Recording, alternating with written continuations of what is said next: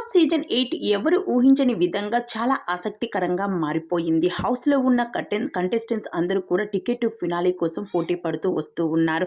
అయితే big boss season 8లో ఇప్పుడు big boss హౌస్‌లో టికెట్ ఫినాలే టాస్క్ అయితే నడుస్తూ ఉంది. ఈ టాస్క్‌లో మొదటి లెవెల్ టాస్క్‌గా అయితే రోహిణి గెలవగా, రెండో లెవెల్ టాస్క్‌లో నిఖిల్ గెలిచాడు.